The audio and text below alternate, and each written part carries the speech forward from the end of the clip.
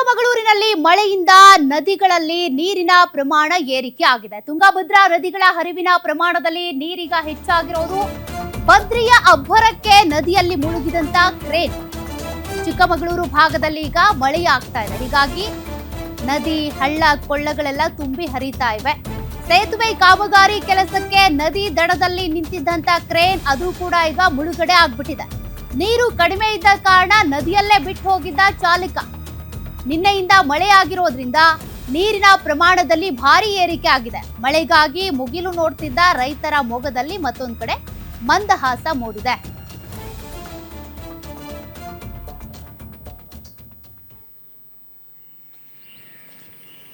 ಚಿಕ್ಕಮಗಳೂರು ಭಾಗದಲ್ಲಿ ಒಂದ್ ಸ್ವಲ್ಪ ದಿನಗಳಿಂದ ಮಳೆ ಇಲ್ಲ ಅಂತ ರೈತರು ಆಕಾಶದತ್ತ ನೋಡ್ತಾ ತಲೆ ಮೇಲೆ ಕೈ ಹೊತ್ತು ಕೂತಿದ್ರು. ಆದ್ರೀಗ ರೈತರಿಗೆ ಸಂತಸ.